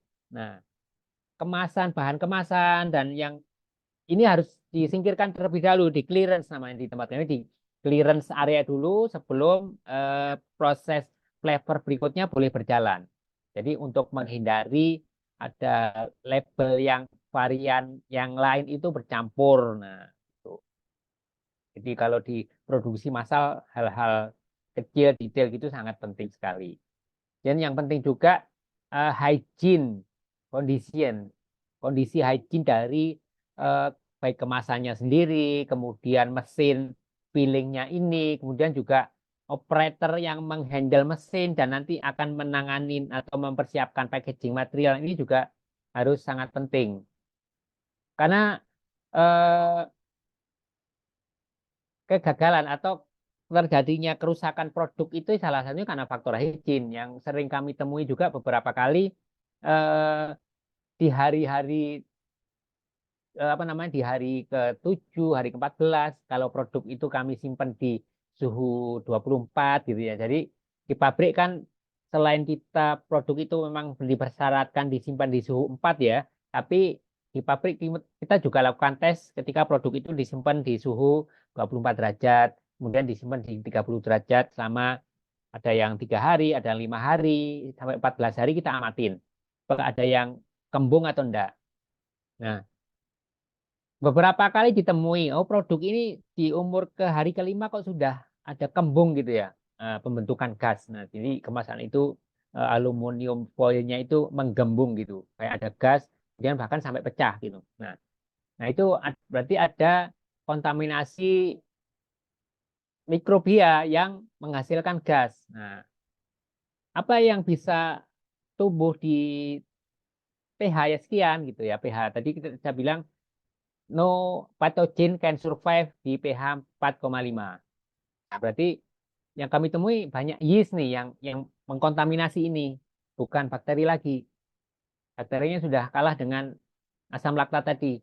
Yang bisa kontaminasi yeast. Nah, yeast ketika dia mengkontaminasi kemudian melakukan fermentasi di dalam produk itu menghasilkan gas. Nah, sampai kemasannya gembung atau pecah. Dan dibuka, nah, aromanya ini sudah aroma alkoholik itu. Nah, itu terjadi fermentasi oleh yeast. Nah, itu mungkin kalau teman-teman waktu itu praktikum gagal, apakah sama gitu ya? Seperti amatin bisa dari visualnya ada nggak tampak perubahan warna, perubahan rasa, atau baunya gimana? Atau juga mold dia bisa mengkontaminasi mold. Jadi kalau mold itu mungkin lebih tampak nanti. Dia ada spot-spot hitam, kemudian ada hifanya gitu ya. Itu lebih ke mold. Kalau yeast nggak ada tampak itu. Nah, kemudian proses penyimpanan setelah proses filling. Nah, viskositas dan firmness dari yogurt itu akan membaik ya. Jadi yang awalnya di filling itu dengan suhu sekitar 16 sampai 18 derajat itu teksturnya belum mengental, belum terlalu kental, tapi sudah kental cukup kental tapi masih kalau di sendok gitu masih bisa mengalir gitu. Sendok terus dituang itu masih mengalir. Jadi nanti ketika disimpan di dalam cold storage suhu 4 derajat selama 24 jam, nah itu sudah kental. Di cendok ini sudah tidak jatuh, tidak mengalir itu. Jadi itu salah satu parameter produk kami bisa dijual, dirilis itu salah satu ya itu kekentalan ini diuji dengan sendok, kemudian dituang ini enggak langsung jatuh mengalir itu. Nah, jika suhu penyimpanan terlalu tinggi, lebih dari 10 derajat, mungkin bakteri akan terus menghasilkan asam dari laktos dan nanti pH-nya akan menjadi lebih asam. Bahkan produk kami aja yang dijual di market ya, dijual di market, kemudian kalau di shelf atau di lemari pendinginnya supermarket itu kan kadang temperaturnya nggak terkontrol, bisa sampai 6, 8 gitu. Kalau kita tes rasanya pasti lebih asam dibandingkan yang fresh baru produksi di hari ke-20, hari ke-30 itu menjadi lebih asam lagi. Jadi fermentasinya masih terus terjadi. Nah, ini sekarang kita ngomong faktor-faktor yang mempengaruhi kualitas yogurt. Tadi sudah bahan, sudah prosesnya sudah. Sekarang kualitas. Nah, kualitas itu berarti yang pertama kualitas susu segarnya, fresh milk.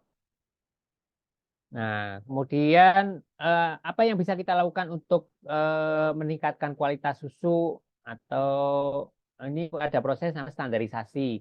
Standarisasi itu tadi adalah apa namanya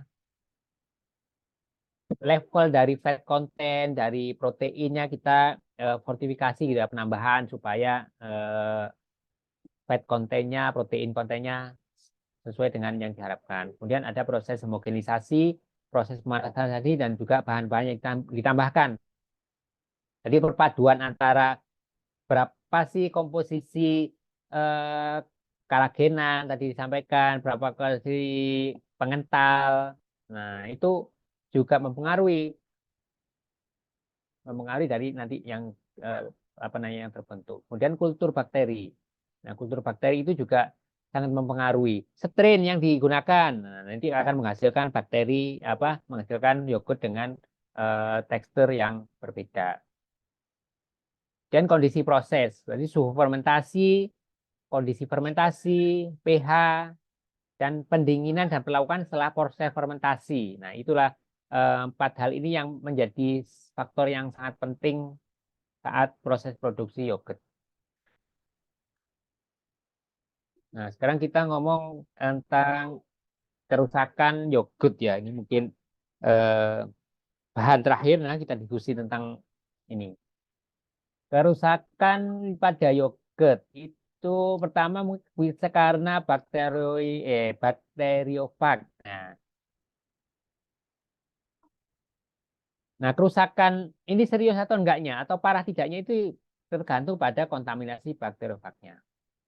Nah, ketika di dalam satu plan produksi itu sudah pernah terjadi ya kontaminasi ini bakteriofag ini, maka bisa tiap kali produksi pasti akan nambah nih karena apa namanya ini kan berkembang terus nih eh, apa namanya virus yang mengkontam si bakteri ini kan juga nanti akan berkembang dan juga masih akan apa namanya berkembang terus dan mengkontaminasi di produksi berikutnya. Nah, efeknya apa? Efeknya kalau bakteri ini sudah terkontaminasi atau kulturnya ini sudah terkontaminasi, nanti akan mengurangi proses pengasaman atau penurunan pH tadi. Jadi akan menjadi eh, lama gitu ya. Dan pasti mengurangi nanti teksturnya juga akan berbeda kualitasnya. Waktunya lama, bisa juga sampai gagal fermentasi. Mungkin karena si balnya sudah tidak tidak bisa bekerja secara efektif. Nah, kalau kita gambarkan bakteriofag ya seperti ini ya. Nah, ini bakteri, kemudian si bakteriofag ini mempunyai sifat bisa airborne, eh, terbang gitu ya, ibaratnya menyebar lewat udara, atau bisa juga lewat di produk, bisa juga di air atau di peralatan gitu. Jadi salah satu hal yang dilakukan untuk mengendalikan area produksi supaya kontaminasi seperti ini tidak bisa terjadi. Nah, itu kita menggunakan eh, sirkulasi udara. Nah, di sirkulasi udara.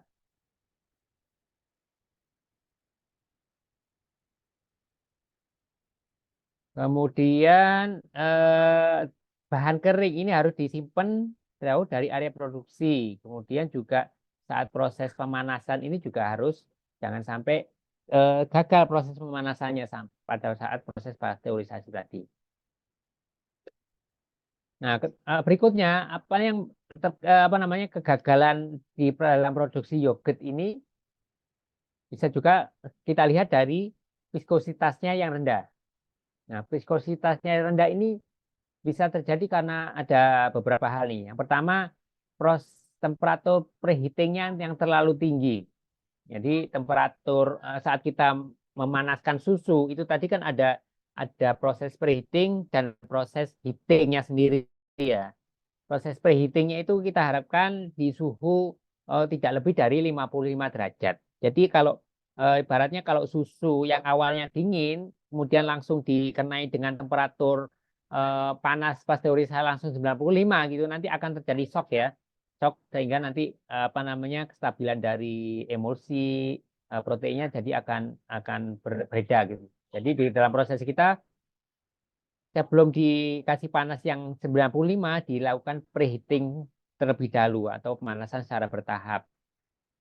Dan juga tekanan homogenisasi tadi juga tidak boleh terlalu tinggi. Tidak boleh melebihi dari 200 bar yang sudah ditetapkan. Kemudian juga proses heat treatment pasteurisasinya tidak cukup.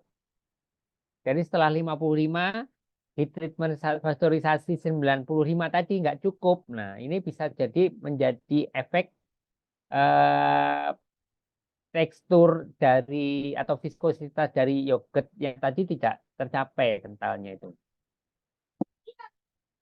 Kemudian juga terjadi tekanan mekanis yang berlebihan setelah proses fermentasi. Jadi setelah proses fermentasi selesai, terkena pengadukan yang terlalu berat atau terlalu kencang, nah, atau tekanan seperti aduk lah, terlalu banyak pengadukan. Nah, jadi ikatan ikatan bahan yang mengikat air supaya tidak terjadi sineresis tadi, nah itu bisa menjadi gagal gitu ya. Jadi teksturnya menjadi eh, tidak bagus, tidak sekental yang diharapkan. Atau bisa juga kegagalan yogurt itu kita sebut sebagai air bubble ya, seperti ada gelembung-gelembung di dalam yogurtnya itu. Nah, ini biasanya terjadi karena ada kontaminasi baik itu dari yeast, mold atau bisa juga coliform. Jadi salah satu yang eh, bisa kita amatin untuk melihat apakah ini ada kontam, ya mungkin periksa bau, rasa, atau ya kita biarkan nih ada kontaminasi apa nih di dalam produk kita nih, apakah yeast, apakah mold, atau coliform. Jadi saya sampaikan kalau yeast itu biasanya kalau baunya ya bau alkoholik gitu. Dan kalau mold itu biasanya ada bintik-bintik hitam dan kalau dilihat detail bisa terlihat semacam hifa-hifanya itu si mold itu. Dan kita juga harus temukan dan hilangkan sumber kontaminasi. Nah, tingkatkan kebersihan area proses. Nah, untuk kita mencari sumber infeksi atau kontaminasi ini juga nggak mudah ya kalau apalagi kalau itu di dalam pabrik ya. Di pabrik di sana ada tangki besar, kemudian ada sistem pemipaan, kemudian ada PHE tadi plat penukar panas. Nah, potensi kontaminasinya bisa dari banyak hal ini dari alat itu sendiri ya waktu di cleaning kurang bersih, bisa juga dari apa namanya dari sirkulasi udaranya yang nggak baik atau dari orangnya yang nggak bagus gitu kan. Makanya di kuliah yang kita minggu lalu kan kita kan diskusi mengenai GMP ya, Good Manufacturing Practice. Nah, jadi sistem Good Manufacturing Practice itu salah satu upaya yang kita lakukan untuk mencegah ya terjadinya kontaminasi-kontaminasi itu tadi. Dari kita tata letak bangunannya, kemudian ada drainase, orang yang akan masuk ke area produksi itu bagaimana diatur, sirkulasi udara, kemudian ada apa namanya pembagian area gitu ya, peletakan bahan di gudang. Nah, itu tujuannya adalah untuk mencegah terjadinya kegagalan proses itu karena adanya proses infeksi atau kontaminasi itu. Nah, kemudian yang ketiga kita periksa unit pasteurisasi atau pasteurisarnya. Apakah saat dia melakukan pasteurisasi, pemanasan itu ada kegagalan tak di sana? Nah, itu yang harus kita periksa gitu. Bisa juga yogurt kita itu gagal karena butirannya kasar atau kita sebut sandy, berpasir gitu ya. Nah, yogurt yang teksturnya itu nggak lembut, nah kayak berpasir itu bisa terjadi karena proses homogenisasi pada tekanan yang rendah. Jadi homogenisasi yang harusnya tadi 200 bar mungkin tidak tercapai atau mungkin gagal gitu ya. Itu bisa menjadikan apa namanya teksturnya ini menjadi kasar. Bisa juga karena suhu pasteurisasi yang terlalu tinggi. Jadi ini harus kita sesuaikan suhu dan flow rate-nya. Nah, kemudian terjadi bisa juga saat proses Karena proses pengadukan atau breaking tadi saya sampaikan pengadukan pada pH 6 sampai 4,5 4,9 ini kan saat proses fermentasi ya. Jadi saat di tangki saat proses fermentasi itu nggak boleh ada pengadukan sama sekali. Jadi tangkinya itu memang sudah ada pengaduknya di dalamnya, tapi dipastikan bahwa agitator atau pengaduk di dalam tangki itu tidak menyala sampai pH targetnya sudah tercapai di 4,55. Di, baru bisa dilakukan proses breaking tadi. Atau pH yang terlalu rendah. Nah, pH yang terlalu rendah bisa menyebabkan teksturnya ini menjadi kasar di bawah 3,6. Bisa juga karena penyimpanan produk pada suhu ruang atau suhu tinggi yang dalam waktu yang lama. Nah, berarti kalau misalkan kita punya yogurt, kemudian kalau disimpan di suhu tinggi ya, suhu ruang itu beberapa lama gitu, nanti teksturnya pasti akan berubah menjadi sandy. Jadi kita simpan yogurt pada suhu yang dianjurkan, jadi di bawah 4 derajat. Kalau dimakan ya segera dimakan sampai habis. Gitu. Nah, berikutnya sineresis. Nah, tadi di awal-awal banyak kita diskusikan sineresis itu pemisahan antara fase padat dengan air, ya kan? Airnya ke atas nih. Nah, ini apa yang menyebabkan terjadinya sineresis? Ya, mungkin selain karena bahan-bahan tadi ya, kondisi prosesnya apa yang menyebabkan? Bisa juga karena tadi di proses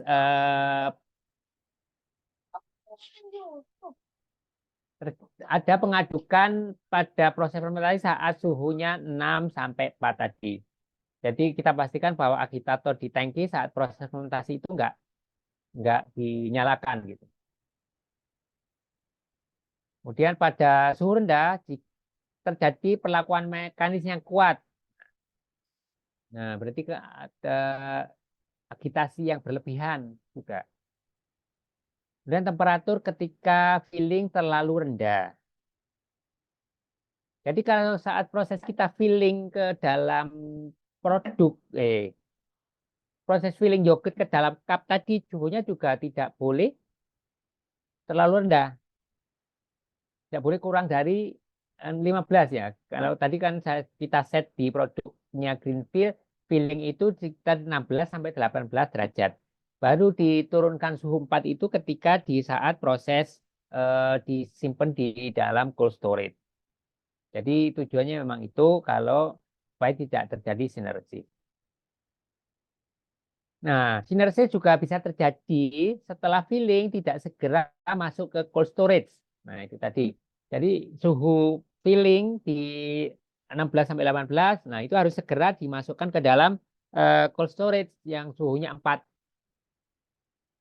Nah, supaya tidak terjadi itu kalau dia terlalu lama terpapar dalam suhu ruang atau suhu yang lebih tinggi, nanti efek salah satunya terjadi sineresis ini. Jadi, seperti itu. Nah, kegagalan apa lagi nih? Kegagalan pH yogurt tidak turun ketika proses fermentasi. Nah, saat fermentasi dia bisa gagal. Yang pertama karena agitator terus menyala selama proses fermentasi. Nah, ini juga pernah kejadian nih di tempat kami ya, saat satu tangki setelah ada proses apa namanya? Proses memasukkan si kultur tadi, agitatornya lupa nggak dimatiin sama si operator. Jadi setelah 4 jam dicek, loh, kok nggak terjadi apa-apa, ibaratnya pH-nya nggak turun sama sekali. Ternyata agitatornya masih nyala gitu. Jadi ini fermentasinya gagal. Atau temperatur terlalu tinggi saat inokulasi. Nah, ini tadi kan menyebabkan bakterinya tidak bekerja secara optimum atau bahkan kalau terlalu tinggi di atas sampai di atas 50, kulturnya mati duluan sebelum eh, dia bisa melakukan proses fermentasi. Bisa juga terjadi karena ada residu bahan kimia. Nah, bahan kimia CIP ini adalah cleaning ya, cleaning in place.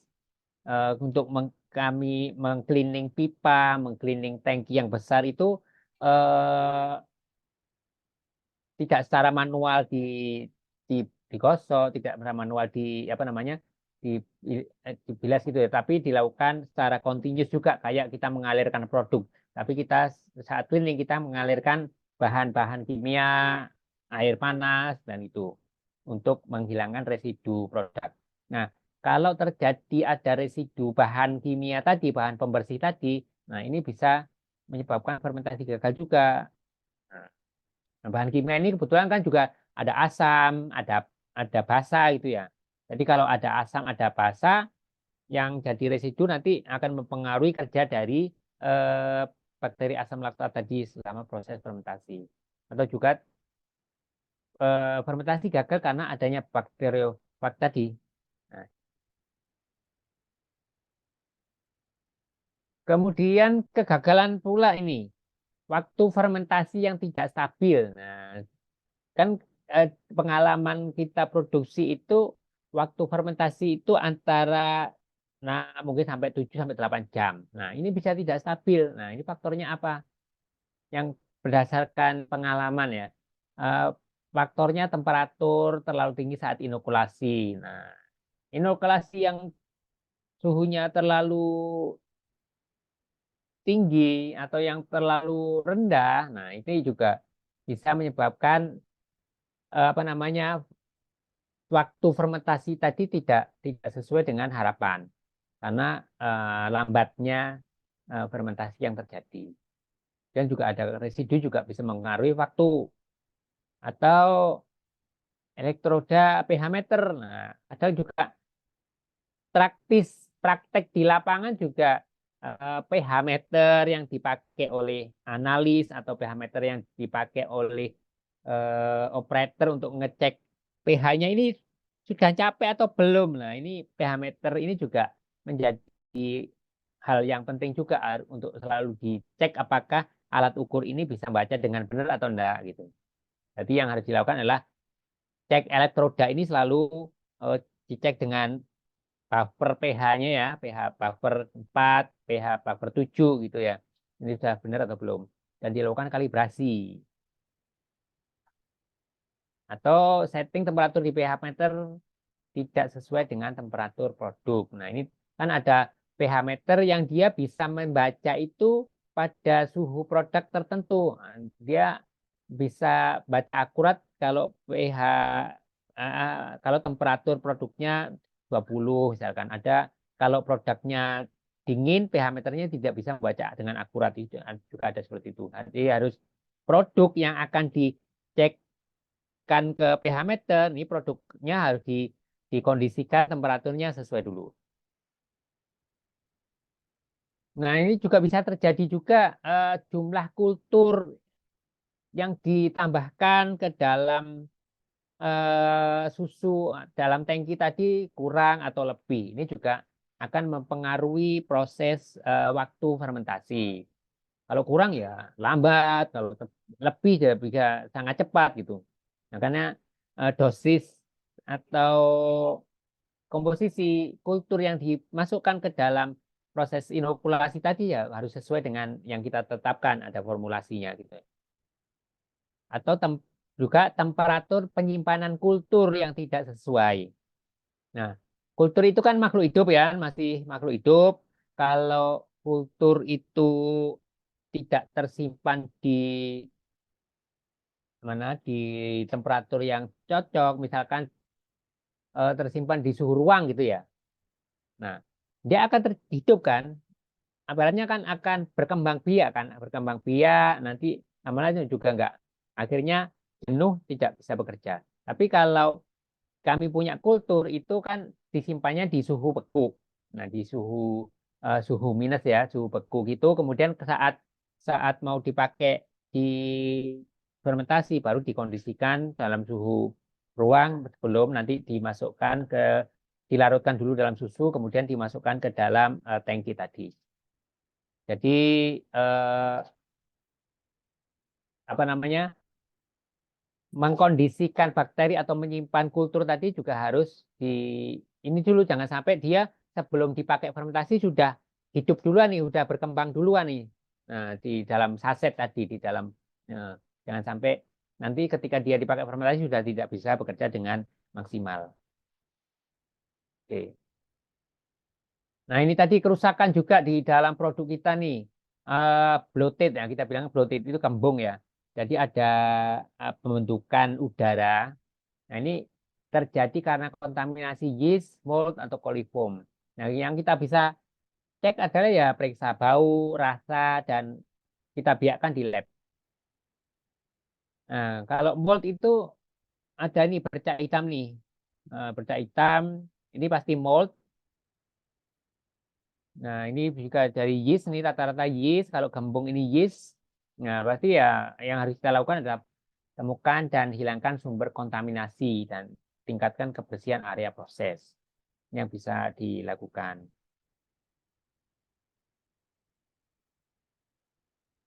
Atau yogurt kita terlalu asam nih.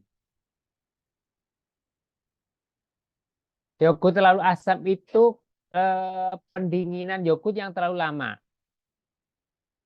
Jadi kalau yogurt itu didinginkan terlalu lama, nanti juga jadi lebih asam. Pendinginan ini di dalam tangki after fermentasi ya, di tangki fermentasinya. Jadi yang kita lakukan adalah segera transfer ke buffer tank setelah fermentasi mencapai 4,55. Jadi kalau apa namanya, setelah proses fermentasi selesai itu ya harus segera di filling gitu, ibaratnya seperti itu. Harus segera di filling dan segera harus dimasukkan ke dalam cold storage yang suhu 4 derajat supaya proses fermentasinya tidak berlanjut. Jadi terlalu asam ini karena proses fermentasinya masih berlanjut saja. Jadi pH 4,5 tercapai di jam ke-8 misalkan, itu kan didinginkan sampai suhu 16 sampai 18. Nah, di suhu 16 sampai 18 itu fermentasi atau pembentukan asam laktat itu masih terjadi walaupun lambat ya. Nah, makanya itu harus segera diproses produksi filling dan nanti segera ditransfer ke cold storage. Kemudian yang kedua, segera transfer sirup ke fermentation tank. Ini kalau produksi RTD. Kalau produksi RTD, kalau yogurt base-nya fermentasinya sudah selesai, ya segera dicampur aja dengan sirup, segera diproduksi. Nah, kalau produksi di lab mungkin ya di lab atau di skala kecil, handlingnya gampang ya. Tapi kalau di pabrik ya, di pabrik yang namanya mesin, kadang saat kita nunggu fermentasi mesinnya belum ready nih. Tapi ketika fermentasinya sudah selesai, nah tiba-tiba mesinnya untuk masukkan atau filling ke dalam cup tadi tiba-tiba problem nih. Nah, harus berhenti 1 jam, 2 jam. Nah, itu kan fermentasi di dalam fermentation tank tadi kan akan jalan karena di dalamnya kan masih ada kultur yang hidup kan. Nah, itulah yang harus segera kita hindarin gitu. Jadi kelancaran kelancaran proses fermentasi, kemudian kelancaran proses produksinya sendiri saat proses filling. Nah, itu juga harus tidak boleh tertunda gitu. Jadi yang nanti akan mempengaruhi ada produknya yang terlalu asam. Jadi ya segera masukkan ke cold storage setelah filling dan packing. Nah, masuk dalam cup, ke dalam pouch, kemudian masuk ke dalam karton, kardus itu harus segera disimpan di cold storage yang bersuhu 4 derajat. Nah, kira-kira itu. Kemudian masih ada lagi nih. Kita juga menemui juga ya, kerusakan itu rasanya malty atau fruity. Nah, fruity itu salah satunya ya bau alkoholik, bau-baunya nggak normal gitu, ya bisa terjadi karena kontaminasi yeast, mold, atau coliform. Nah, ini yang pasti kita lakukan ya kayak tadi ya sama. Kemudian juga ada juga yogurt ini kok menjadi pahit. Pahit ini karena pasti ada aktivitas enzim proteolitik. Nah, ini yang proteolitik itu yang akan memecah protein. Nah, apa yang menyebabkan ini terjadi aktivitas enzim proteolitik? Ini temperatur storage yang nggak sesuai. Nah, ini mungkin disimpan di suhunya yang hangat gitu, atau ruang yang lama gitu. Itu bisa menyebabkan selain masalah-masalah ya tadi yang lain, juga bisa menyebabkan pahit pada yogurt. Jadi harus segera disimpan di dalam cold storage. Ada juga kerusakan yang rasanya unclean atau ada off flavor. Nah, off flavor ini bisa karena ada residu bahan kimia, bahan cleaning tadi, CIP, cleaning in place. Jadi harus kita pastikan bahwa setelah proses cleaning ada penggunaan bahan kimia asam, basa, itu juga harus di flushing dengan air sampai pH-nya normal, pH air lagi. Rasa off flavor juga bisa terjadi karena inokulasi kulturnya kurang. Jadi harus kita pastikan bahwa ini satuan yang ditentukan di tempat kami, eh, berapa saset sih atau berapa pouch saset tadi yang harus dimasukkan dalam sekali fermentasi dalam satu tangki, volumenya berapa, jadi kulturnya harus berapa, itu harus sesuai. Atau bisa juga fermentasi yang terlalu lama, ini juga bisa rasanya menjadi berubah, ada off flavor, terlalu asam tadi. Juga bisa karena kontaminasi coliform. Nah, untuk membuktikan ya berarti kita harus cek mikrobiologinya atau kita tumbuhkan sampelnya di lab itu. Nah, ini sudah kita sampai pada kesimpulan ya. Nah, untuk meminimalkan cacat, jadi hal-hal yang perlu diperhatikan di dalam proses produksi itu, yang pertama heat treatmentnya harus harus benar ya, harus benar. Kita ada proses preheating, ada proses heatingnya itu sendiri. 55 itu harus capai itu, jangan melebihin, jangan juga terlalu rendah. Suhu pasteurisasi, heat treatmentnya sendiri harus sesuai 90 sampai 95 tadi. Kemudian jumlah dan jenis kultur yang digunakan harus sesuai gitu ya.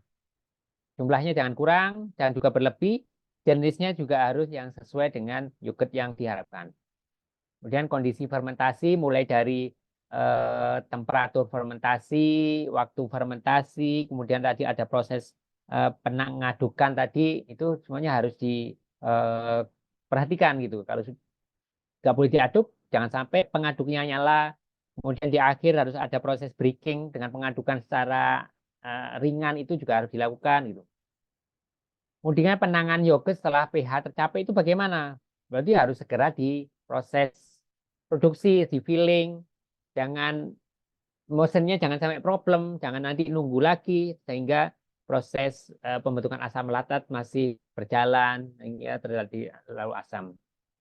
Dan suhu penyimpanan harus diperhatikan, dan juga yang penting juga meminimalisasi kontaminasi oleh yeast dan mold. Nah, ini penerapan tadi yang saya sampaikan, penerapan GMP, bagaimana kondisi bangunannya sesuai, sirkulasi udaranya, seragam karyawan, orang yang masuk ke situ bagaimana dia harus melakukan hygiene diri. Nah, itu harus diperhatikan. Jadi ketika hal-hal ini sudah dilakukan dengan benar, nah harapannya produk yang dihasilkan juga sesuai dengan harapan dan tidak terjadi kerusakan sampai kita reject, sampai jadi tidak bisa produknya tidak bisa rilis dan nanti menghasilkan kerugian gitu. Jadi kira-kira itu teman-teman. Ada mungkin yang perlu kita diskusikan nih materi tentang yogurt hari ini. Ayo deh, masih semangat kan ya, masih melek. Masih dong, ayo deh. Bu Hima juga semangat, saya semangat nih. Ayo teman-teman. Dari tadi masa saya yang nanya, ayo silakan siapa yang penasaran terhadap eh bagaimana tadi kan sudah dijelaskan ya bagaimana pembuatan yogurt mulai dari processing bahan baku, kemudian kemarin itu ini Pak. Ya tadi ada beberapa penyebabnya memang salah satunya dia sineresis kayaknya ya yang waktu pembuatan yogurt. Jadi tidak nyampur antara tidak terbentuk konsistensi yang homogen gitu. Jadi Iya. sintetisnya terlalu banyak. Ayo, Namun adik-adik, apa sudah paham komposisi sekali? karagenan ya Bu ya, salah satunya ya. Pengentalnya tadi, karagenan yang dipakai, maltodextrinnya, mungkin komposisinya kurang pas sih bisa jadi ya, salah satunya ya dari bahan. Kalau dari sisi proses juga banyak sih yang ngaruhi. Hmm. Mana ya? Masih pada melek ya kan? Coba bisa on cam?